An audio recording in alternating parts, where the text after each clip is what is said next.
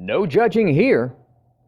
How have we become a people afraid to admit when we justifiably judge something right or wrong, as what we like or don't, as what we believe in, or as what we can't believe is really even happening? How and when did judging become a choice that no one wants to plead guilty to? All rise for the Honorable Judge Marshall Stevens. Honorable. I know to you I may look old. Hope this statement ain't too bold, but here comes the judge. Here comes the judge. Here comes the judge. Here comes the judge.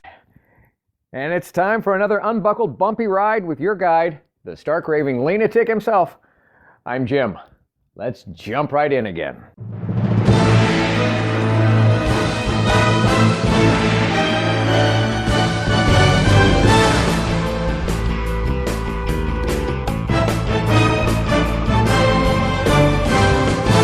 Welcome to my podcast based on my brand new book, available on Amazon, Live Life Lean, L-E-A-N. It's a year-long guide to gratitude and our daily grind. The book that combines some timeless wisdom from a whole lot of the world's wiser people with the reflections, reactions, and wisecracks of the guide's author, me. And it guides you, the reader, through the simplest system for a happy, healthy, authentic, and genuinely grateful everyday experience. I urge you to get the book. Of course I do. I wrote it. It's either at Amazon or at my website, ampurage.com. A-M-M-P-U-R-A-G-E. But even without it, let's make next week better than last, our next year better than the past, and get started now with today's episode of... Why is it okay for those who just woke up this morning offended to judge something as right or wrong, but not okay for you, me, and others to judge what has been going on for so long as right and or wrong? What's so wrong about judging? I mean, the very definition of the term, to judge, just spills over with human nature. To judge, a verb, an action, defined as to form an opinion or conclusion about. Remembering that virtually all human choice and action is based on us responding to the question, what does this mean to me? Then forming an opinion is what forms our response to so much of what we see and experience. But they say, don't judge me. So don't judge me literally should be taken as someone telling you, do not have an opinion about me. Who are you to have any opinion about me? I'm the one whose life space you're currently doing a Top Gun style tower flyby on. So yeah, I guess these days it's supposed to be okay for anybody to do anything without anyone else reserving the right to refuse going along with something they see as sort of ding-dong, damn it. They say, stand up. They say, stand up and be counted. Well, here, it's like you got to stand up for something or you'll fall for anything. And that's what counts. But standing for something is sometimes going to be interpreted as standing against something. And sometimes it is standing against something.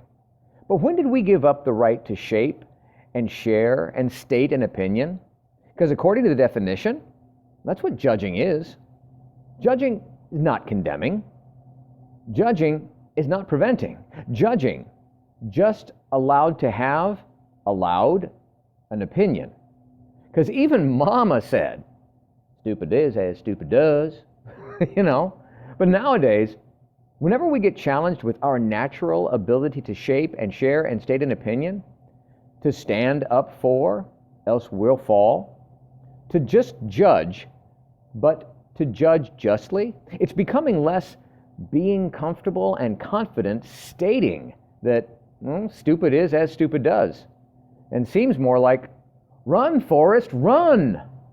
So, what is so wrong about shaping and stating an opinion on what you think is right or not? Well, some folks might say the good book says it's a bad thing, that the Bible says judging is wrong. It says so. No, it don't. It actually says to judge, and it gives you guidance and guidelines on the how-tos and the where-to-fors of judging. But it don't say, don't judge. Judging can be an implied obligation for participating within our society. Judgments of moral obligation often refer to the terms of right and wrong, and we should know those. Judgments of moral value, however, well, they refer to persons' motives and intentions and traits of character, personal preferences. But judgments are how we individually and collectively decide where we choose to stand, for something or against. So, back to the book, the good book. Open the Bible, book of Hebrews. It says, "Do not judge by appearances, but judge with right judgment." Judge. And also, judge not that you be not judged. You've heard that before. Judge not that you be not judged. For with the judgment you pronounce, you will be judged. And with the measure you use, it will be measured to you. Why do you see the speck that is in your brother's eye, but do not notice the log that's in your own eye? Or how can you say to your brother, "Let me take the speck out of your eye," when there is the log in your own eye? You hypocrite! First, take the log out of your own eye, and then you will see clearly to take the speck out of your brother's eye. Book of Matthew. See, the thing here is not to not form or express judgment, because damn it, a speck or a splinter or a spruce tree in the eye, it's wrong. It's wrong. The thing here is not to judge with filtered hypocrisy, but to welcome judgment, even on yourself, and to begin with you. But it doesn't say to stay with only you. It doesn't say judge only you. It says begin with you first, so that you may see clearly to help others. Judge and constructively criticize ourselves first, so that we may then judge and constructively comment to others. But judge with right judgment. Man, how often have we snapped quickly to the wrong judgments because we didn't first take the time to judge our own motives first. It's like the famous fable about two apples. Remember that one? A father and his daughter were playing in the park. His young daughter spotted an apple vendor. She asked her father to buy her an apple. Well, the father didn't bring much money with him, but it was enough to actually purchase 2 apples. So he bought 2 apples and gave them to his daughter. His daughter held 1 apple in each of her hands. She looked at him. Then the father asked her if she could share 1 apple with him. Thought it was a great lesson opportunity. Well, upon hearing this, his daughter quickly took a bite from 1 apple. And before her father could speak up, she also took a bite from the second apple. The father was surprised. He wondered what mistake he had made raising her as his daughter, that she acted in such a greedy way. His mind was lost, racing in thoughts that perhaps he's just, overthinking it too much, and his daughter's just too young to understand about sharing and giving and thinking of others first. The smile had disappeared from his face, and suddenly his daughter, with 1 apple in her hand, said, "Father, please have this one. It's the juiciest and the most sweet." The father was speechless. He felt bad now about reaching the judgment that he had so quickly about his small child. But his smile came back, knowing why his daughter quickly took the bite from each apple. The moral here is just don't judge anything too quickly, reaching a conclusion without looking at ourselves first. Always spare the time to understand things better and to judge with right judgment. Most of all, realize that judging is human nature, both biased and blindly judging. But it is that instinctive judgment of others' behavior that can actually save our lives. There's a great book out there that we've used in our women's self-defense programs. It teaches you something. It teaches you that you cannot turn a decent man into a violent one by being momentarily rude to them. So do not worry about it. But you can present yourself as an ideal target by appearing momentarily too timid. And knowing how to recognize that requires effective judgment. The book, it's called The Gift of Fear by Gavin de Becker. And there are a few favorite quotes that I've provided for you here. Favorite quotes of mine regarding judgment. It says intuition is a gift that we all have, whereas retention of knowledge is a developable skill. We intuitively recognize and judge all things by the existence of their opposite, their contrast. Day, judged as distinguishable from night, failure from success, peace from war. We could even add safety from hazard.